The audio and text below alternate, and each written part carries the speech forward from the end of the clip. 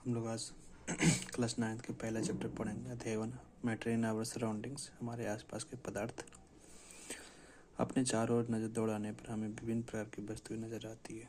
जब हम अपने चारों ओर नज़र दौड़ाते देखते हैं इधर उधर, तो हमें हर अलग अलग प्रकार की अलग अलग वस्तुएं नज़र आती है, जैसे बस, कार, ट्रेन, ये सब की बुक। जिन आकार, आकृति और बनावट अलग जिन जिन वस्तु का आकार, आकृति और बनावट तीनों अलग अलग, सब अलग अलग होते हैं। इस विश्व में प्रत्येक वस्तु जिस सामग्री से बनी होती है उसे वैज्ञानिकों ने पदार्थ का नाम दिया है।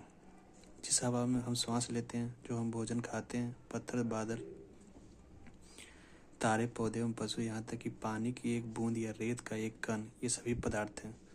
जैसे कहीं भी हम अपने आप को अपने नज़र से कहीं भी देखते हैं तो हमें जो भी वस्तु नज़र आती है, जैसे हमको बस नज़र आ गया तो एक पदार्थ है, ट्रक नज़र आ गया पदार्थ है, बुक नज़र आ गया पदार्थ है, पानी नज़र आया वो भी पदार्थ है, अगर हम रोटी खा रहे तो भी पदार्थ है। ये सब सभी एक पदार्थ है।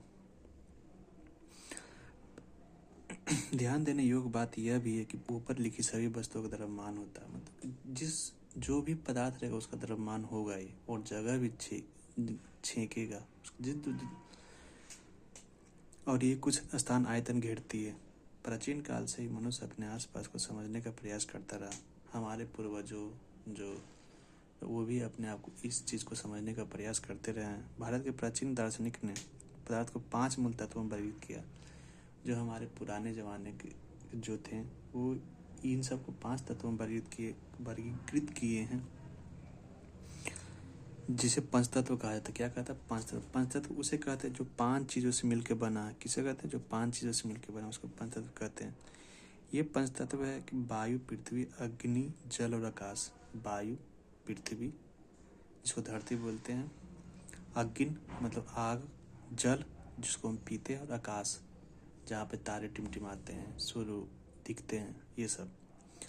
उनके अनुसार इन्हीं पंचतत्व ये सभी वस्तुएं बनती है। इन सब से मिलकर एक वस्तु बनती है जिसे हमको घड़ा बनाना। घड़ा में क्या क्या जरूरी है? पानी, मिट्टी, और ये दोनों को सुखाने के लिए जल, मिलाने के लिए जल, और सुखाने के लिए धूप। और मिट्टी कहाँ से आती है? पृथ्वी से। तो चाहे वो सजीव हो या निर्जीव, उस समय के यूनानी दार्शनिक ने भी पदार्थ को इसी प्रकार वर्गीकृत किया है। आधुनिक वैज्ञानिकों ने पदार्थ को भौतिक गुणधर्म एवं रासायनिक प्रकृति के आधार पर 2 प्रकार से वर्गीकृत किया है। आधुनिक वैज्ञानिक।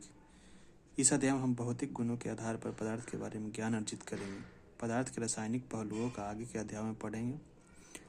पदार्थ के भौतिक स्वरूप। पहला पॉइंट क्या है? पदार्थ के भौतिक स्वरूप। पदार्थ कणों से मिलकर बना, मतलब पदार्थ ना छोटे छोटे पार्टिकल से मिलकर बने हैं, जिसको हम पदार्थ कहते हैं। अगर बहुत समय तक पदार्थ की प्रकृति के बारे में 2 विचारधाराएं प्रचलित थी। एक विचारधारा यह मानना था कि पदार्थ लकड़ी के टुकड़े की तरह सतत होती है। मतलब पहला जो विचारधारा थी, जो पदार्थ का मानते लकड़ी के टुकड़ों की तरह होती है, जो बराबर होती है। परंतु अन्य विचारधारा का मानना यह था कि पदार्थ रेत की तरह के कणों से मिलकर बने।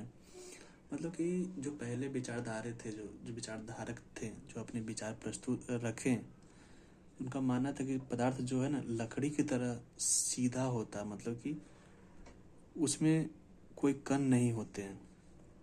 कण होते भी होंगे ना तो सब मिलकर एक इकट्ठा रहते हैं, लेकिन परंतु अन्य जो विचारधारक थे उनका मानना था कि रेत जो है रेत की तरह कण, छोटे छोटे पदार्थों से छोटे छोटे कणों से मिलकर बनते हैं पदार्थ। आइए एक क्रियाकलाप के द्वारा पदार्थ के स्वरूप बारे में ये निर्णय करते कि ये सतत है या कणों के बने। एक 100 ml का बीकर ले, मतलब एक बीकर मतलब कोई भी गिलास जो शीशे टाइप को उसमें चिन्हित करे 100 ml तक, और बीकर मिलता भी। इस बीकर को जल से आधा भर कर जल के स्तर पर निशान, मतलब इस बीकर में ना आधा जल भरे और वहाँ पर निशाना लगा, यानी कि 100 ml का ले रहे तो 50 ml भरे। दिए गए नमक या शर्करा को कांच की छड़क से मदद से जल में घोल दें, मतलब नमक या चीनी को कुछ भी कांच की छड़क उसमें डाल दें और कुछ की मदद से, चम्मच या कुछ की मदद से घोल दें। जल के स्तर में जल के स्तर में आए बदलाव पर ध्यान दीजिए। आपके अनुसार नमक या शर्करा का क्या हुआ? ये कहाँ गायब हो गए? क्या जल के स्तर में कोई बदलाव आया कि नहीं आया, करके देखिएगा इसको। इन प्रश्नों के उत्तर पाने के लिए हमें इस विचार को स्वीकारना होगा कि सभी पदार्थ कणों से बने होते हैं। मतलब कि ये जो समझाने की कोशिश कर रहे थे कि बोल रहे थे कि सभी पदार्थ जो है कण से मिलकर बने होते हैं, छोटे छोटे पार्टिकल से। पार्टिकल मीन्स कण होता है। उपरोक्त क्रियाकलाप से हम चम्मच में रखी हुई नमक ऐसा करा अब पूरे पानी में घुल गई है। अगर एक चम्मच नमक लेते हैं, उसको पानी में घोलते हैं, तो क्या होता है कि पूरे जो चम्मच पे नमक था वो पानी में घुल जाता है, यानी कि जैसे चित्र 1.1 में दर्शाया गया। आगे देखेंगे। अंतर्राष्ट्रीय मात्रक पद्धति के अनुसार आयतन का मात्रक 1 घन मीटर क्यूब। आयतन मीटर क्यूब में मापा जाता है। किसमें मापा जाता है? मीटर क्यूब में। आयतन मापने का साधारण मात्रक एल होता है, लीटर। आयतन मापने का लीटर होता है। लीटर उसको भी हम जैसे लीटर, जितना भी द्रव्य पदार्थ है उसको हम लीटर में मापते हैं। 1 लीटर बराबर 1 डेंसिटी मीटर क्यूब होता है। 1 लीटर बराबर 1000 मिलीलीटर होता है। 1 मीटर बराबर 10⁻³ सेंटीमीटर क्यूब होता है। यानी कि आयतन हमेशा मीटर क्यूब में मापते हैं। किसमें मापते हैं? मीटर क्यूब में। इतना तो समझ गए हैं आप लोग। नेक्स्ट आगे चलते हैं। ये रहा बीकर, ये रहा जल। अगर 100 ml का बीकर, यहाँ पर 100 ml है, ये 50 ml है, जल हुआ, और इसमें 1 चम्मच की मदद से नमक मिला है। ओके, तो जल का स्तर सेम रह गया, हिलाएं, जल का स्तर वही रह गया, लेकिन नमक घुल गया। जब हम जल में नमक घोलते तो नमक के कण जल के कणों के बीच के रिक्त स्थानों को समावेशित हो जाता है। अगर मान लेते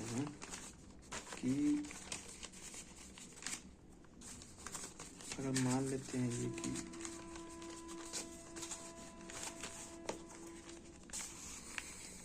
ये बीकर है, ओके, और ये इसमें ना जल है। जल के बीच में रिक्त स्थान खाली है, दिख रहा है आप लोग? तो हम लोग जब नमक घोलेंगे ना, इसमें चम्मच से मदद से नमक घोलेंगे, तो ये इस स्थान को पूरा भर देगा। ओके, पूरा भर जाएगा। तो यही बोल रहा पदार्थ के कण कितने छोटे हैं। पोटेशियम परमंगनेट के 2 या 3 क्रिस्टल को 100 ml पानी में घोल लें।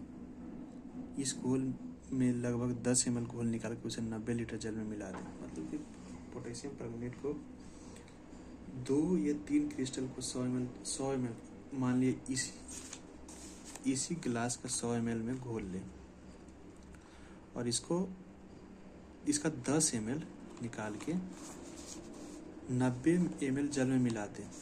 ओके, कोई और जो 90 ml जल है उसमें मिला देते हैं। इस प्रकार इस घोल को 5 से 8 बार तक तनुकृत करते रहें। मतलब कि क्या हिलाते रहें। क्या जल अब रंगीन है?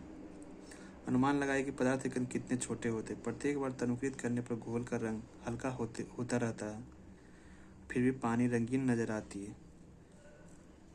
तनुकृत मतलब कि 10-10 ml करके हम इसको निकालते रहेंगे। तो उससे जैसे पहला बार क्या था कि हम लोग 100 ml में पोटेशियम परमंगनेट को घोले, ठीक। उसके बाद इसे 10 ml निकाल के इस बीकर में डाल के इसमें घोल देंगे। क्या होगा? जो थोड़ा ज़्यादा गहरा रंग होगा उससे थोड़ा हल्का कम आएगा इसमें।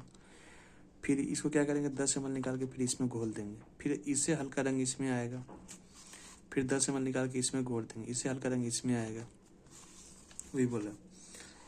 यह प्रयोग दर्शाता है कि पोटेशियम परमंगनेट के बहुत थोड़े से क्रिस्टलों से पानी की बहुत अधिक मात्रा 1000 लीटर भी रंगीन हो जाती है। इससे हम ये निष्कर्ष निकाल सकते हैं कि पोटेशियम परमंगनेट के केवल एक क्रिस्टल में कोई सूक्ष्म कण होंगे। ये कण छोटे छोटे कणों में विभाजित होते रहते हैं। अंततः एक स्थिति ये भी कण और छोटे भागों में विभाजित नहीं किए जा सकते हैं। अब हम निलंबित करते रहेंगे तो कोई भी पदार्थ को तोड़ते रहेंगे तो एक समय ऐसा आएगा ना कि वो पदार्थ नहीं टूटेगा या फिर टूटने में सक्षम नहीं हो पाएगा। पोटेशियम परमंगनेट की जगह 2 ml डेटॉल से भी हम ये क्रियाकलाप कर सकते हैं। लगातार तनुकृत होने पर भी उसकी महक हमें मिलती रहती है, ठीक। पदार्थ के कण बहुत छोटे होते हैं, इतने छोटे कि हम कल्पना भी नहीं कर सकते। पदार्थ के कण इतने छोटे होते हैं कि हम उसे कल्पना नहीं कर सकते हैं। पदार्थ के कणों के अभिलक्षणिक गुण। पदार्थ के कणों के बीच रिक्त स्थान होता है। पहला में हम लोग पढ़ें, जब हम लोग क्या प्रयोग किए कि नमक को जल में घोले तो उसमें पता चला था कि पदार्थ के कण के बीच रिक्त स्थान होता है। लेकिन जब अब हम लोग उसके बारे में पढ़ेंगे। क्रियाकलाप 1.1 और 1.2 में नमक, शर्करा, डेटॉल या पोटेशियम परमांगनेट के कण समान रूप से पानी में वितरित हो गए हैं। इसी प्रकार जब हम चाय, कॉफ़ी या नींबू पानी बनाते हैं, मतलब कुछ भी चाय बनाते हैं या कॉफ़ी या नींबू पानी बनाते हैं, तो एक पदार्थ के कण दूसरे पदार्थ के कणों के रिक्त स्थान में समावेशित हो जाते हैं। मतलब चाय बनाएंगे, दूध में डालेंगे तो कॉफ़ी डालेंगे दूध में, तो कॉफ़ी जो है दूध में मिश्रित हो जाएगा, उसका रिक्त स्थान को भर देगा। जिस तरीके से हम पानी के बीकर 100 ml में हम लोग प्रयोग किए थे कि नमक के कण घोलने पर नमक पानी में समावेशित हो जाता है। यह दर्शाता है कि पदार्थ के कणों के बीच पर्याप्त रिक्त स्थान होते हैं। ओके, समझ गए आप लोग। पदार्थ के कण निरंतर गतिशील होते हैं, मतलब कि पदार्थ के कण निरंतर रुकते नहीं, निरंतर चलते रहते हैं। मैं आशा करता हूँ कि आप लोग समझ रहे होंगे। अपनी कक्षा किसी कोने में एक बुझी हुई अगरबत्ती रख दें। आप कहीं कोई भी कोने में रख दें। इसकी सुगंध लेने के लिए आपको इसके समीप जाना पड़ता है।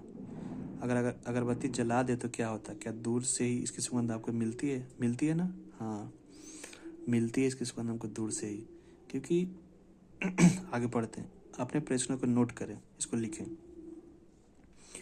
जल से भरे 2 गिलास 2 बीकर लें। मतलब जल से भरे, मान लिया कि वही बीकर लेते जिसमें हम लोग घोले थे पानी, और 2 गिलास लेते 100 ml का।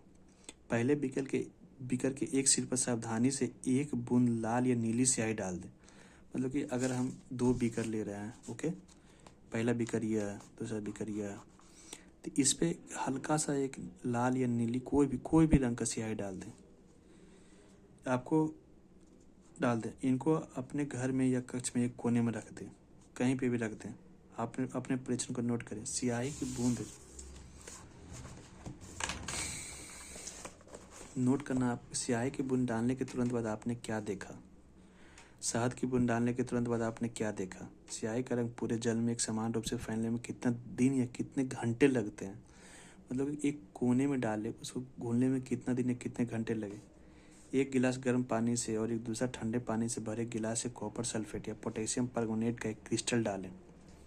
ओके, और एक और रख दे, हिलाए नहीं, क्रिस्टल को सतह पर बैठने दे। मतलब क्रिस्टल को सतह पर बैठने, मतलब पोटेशियम परमांगनेट का जो अगर हम गिलास में डालेंगे, बाय द वे मानते ये गिलास है, इसको हम इसमें डालेंगे तो हम क्या करेंगे, थोड़ा देर शांत छोड़ देंगे कि जब ये सतह पर बैठ जाए।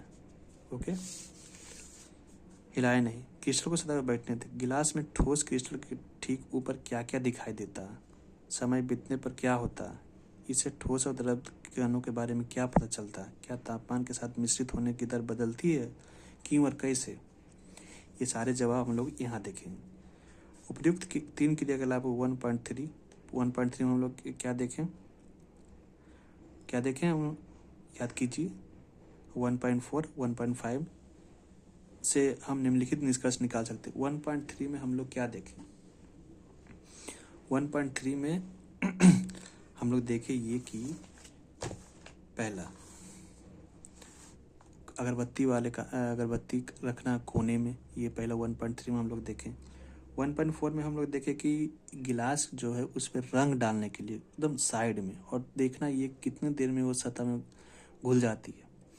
और 1.5 में हम लोग ये देखें कि पोटेशियम परमांगनेट को एक पानी में डालने के बाद उसकी सतह को उसको गिलास को हिलाना नहीं है, उसको साइड में रख देना और देखना क्या क्या चेंजिंग हो रही है।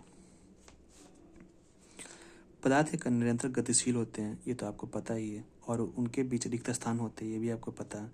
अर्थात उनमें गतिज ऊर्जा होती है। अगर कोई भी वस्तु गतिशील होगा तो उसमें कौन सा ऊर्जा होगा? गतिज ऊर्जा होगा। गतिज ऊर्जा किसको कहते हैं? जो वस्तु गतिशील होती है उसमें एक ऊर्जा होती है, एनर्जी होती है, उसको बोलते हैं गतिज ऊर्जा। तापमान बढ़ने से कणों की गति तेज हो जाती है। अगर हम लोग पानी को गर्म करते तो उसमें तापमान बढ़ता है तो बुलबुला आने लगता है, उसका ना गतिज ऊर्जा बढ़ जाती है। इसलिए हम कह सकते हैं कि तापमान बढ़ने से कणों की गतिज ऊर्जा भी बढ़ जाती है। उपयुक्त 3 क्रियाकलापों से हमने देखा कि पदार्थ के कण अपने आप ही एक दूसरे के साथ अंतर्मिश्रित हो जाते हैं। तो हम लोग 3 क्रियाकलाप देखे, उसमें हम देखे कि पदार्थ के कण एक दूसरे के साथ खुद ही मिल जाते हैं। जैसे पानी का नमक में मिलाएं और चीनी को नमक में मिलाएं, फिर पोटेशियम परमंगनेट को मिलाएं, फिर और शहद को मिलाएं, ये सब को देखें कि फिर ये रंग को मिलाएं, कलर को मिलाएं, जैसे नीला और लाल को, तो ये सब को हम देखें कि ये स्वतः घुल जाती है। दो विभिन्न पदार्थों के कणों का स्वतः मिलना ही विसरण कहलाता है। अगर दो विभिन्न पदार्थ, जैसे दो विभिन्न विषम पदार्थों के कणों को स्वतः मिलना, मतलब दो विभिन्न पदार्थ, पहला लिए जल, दूसरा लिए ये नमक, ये दोनों को मिलाने से जो बनता है उसको विसरण बोलते हैं। क्या बोलते हैं? विसरण। मिश्रण नहीं, विसरण। हमें यह भी पता चलता है कि गर्म करने पर विसरण तेज हो जाता है। ऐसा क्यों होता है? हमने ये भी देखा कि कोई विसरण मिला रहे हैं, जैसे विसरण क्या होता है कि दो अलग अलग पदार्थों को मिलाने वाले को विसरण बोलते हैं।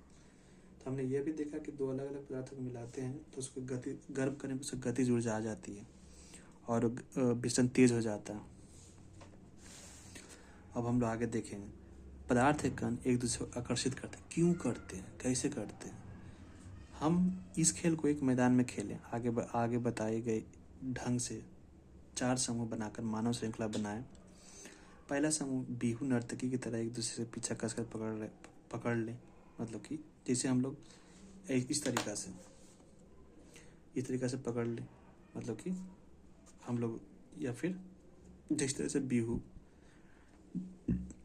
दूसरा समूह एक दूसरे को पकड़कर मानव श्रृंखला बना ले, मानव श्रृंखला जैसे हम लोग बनाते हैं उस तरीके से बना लेंगे। तीसरा समूह केवल उंगली के सिर से छू कर एक श्रृंखला बना ले। अब चौथा समूह उपरोक्त बने तीनों मानव श्रृंखलाओं को तोड़कर छोटे समूह में बांटने का प्रयास करेंगे। किस समूह को तोड़ना आसान था और क्यों था? यदि हम प्रत्येक विद्यार्थी को पदार्थ का एक कण माने, हर एक विद्यार्थी को, अगर 5 विद्यार्थी है और सारे लोग एक दूसरे से जुड़े हुए हैं, तो इसको हम सारे को कण मान लेंगे। क्या मान लेंगे? कण मान लेंगे। कण मान लिए तो हम देखें किस समूह वाले जो इंग्लिश से पकड़े हुए हैं, जो पंजे को सटा कर पकड़े हुए हैं, जो बिहू नर्तकी जैसे करती है उसे, या फिर मानव श्रृंखला बना हुआ उस तरीका से, तो किसको बनाने में हम लोग जल्दी उसको तोड़ सकते हैं? तो क्रियाकलाप हम लोग 1.7 देखते हैं। एक लोहे की कील और एक चौक का टुकड़ा और एक रबड़ बैंड ले। एक लोहे का कील लेना, कुछ भी लोहे का कील, मान लीजिए इसको लोहे का कील है, और एक चौक का टुकड़ा ये है, और एक रबड़ लेना। इन पर हथौड़ा मारकर, काट कर या खींच कर उसे भंगुर करने के पर सारे को इसको तोड़ देना छोटा छोटा पार्टिकल में, तीनों का उसको भंगुर करने की कोशिश करेंगे। इन तीनों में से किसके कण अधिक बल से एक दूसरे जुड़े, मतलब हम देखें किसके कण ज़्यादा आकर्षित हैं, किसके कण अधिक जुड़े हुए, ये देखेंगे इसमें हम टोटली में। नेक्स्ट पेज हम लोग देखते हैं।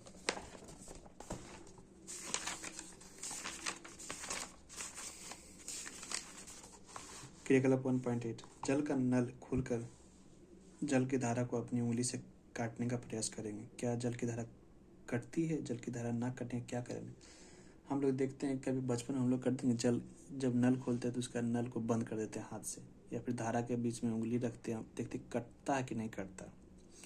उपयुक्त तीनों के क्रियाकलाप सुझाते हैं कि पदार्थ के कण के बीच एक बल कार्य करता है। यह बल कणों को एक साथ रखता है। इस आकर्षण बल का सामर्थ्य प्रत्येक पदार्थ में अलग अलग होता है। अब आते हैं पदार्थ की अवस्थाएं। अपने आसपास के पदार्थों को ध्यान से देखें, कितने प्रकार के हैं। हम पाते हैं कि पदार्थ 3 रूप में होते हैं। किस पदार्थ हमेशा 3 रूप में होते हैं? कौन कौन में?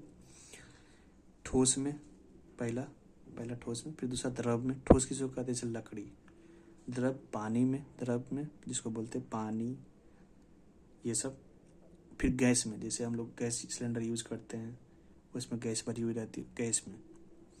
पदार्थ ये अवस्थाएं उनके कणों की विभिन्न विशेषताओं के कारण होती है। अब हम पदार्थ के तीनों अवस्थाओं के गुण का विस्तार में अध्ययन करेंगे। पहले ठोस अवस्था का अध्ययन करेंगे। निम्नलिखित वस्तु एकत्रित करें: पेन, किताब, सुई, लकड़ी की छड़। मतलब कुछ में से ये पेन का एकत्रित कर लें, या सुई को, या कुछ भी। इन वस्तुओं के चारों ओर पेंसिल घुमाकर इनके आकार के चित्रित बनाएं। अगर ये हम मान ली पेन है, इसके चित्र बना दिए। इन सभी का निश्चित आकार, स्पष्ट सीमाएं तक स्थिर आयतन है। इन पर हथौड़ा मारने, खींचने, गिराने पर क्या होता है? क्या इनका एक दूसरे से विसरण संभव है? बल लगा के इनको संपीड़ित करने का प्रयास करें, क्या इनका संपीड़न होता है कि नहीं होता? उपयुक्त सभी उदाहरण ठोस हैं। हम देख सकते हैं कि इन सभी का निश्चित आकार, स्पर्श सीमाएं तथा स्थिर आयतन यानी नगण्य संपीड़ितता होती है। बाह्य बल लगाने पर भी ठोस अपने आकार बनाए रखते हैं, मतलब इसको हम तोड़ेंगे तो ये ठोस है, ये अपने आकार बनाए रखेंगे। बल लगाने पर ठोस टूट सकते हैं, लेकिन इनका आकार नहीं बदलता। अगर छड़ लेते हैं किसी, उसका पीटते हैं, भंगुर बनाते हैं, लेकिन उस पर बल से बोलते रस्सी जल गई लेकिन उसका बल नहीं गया, वो नहीं।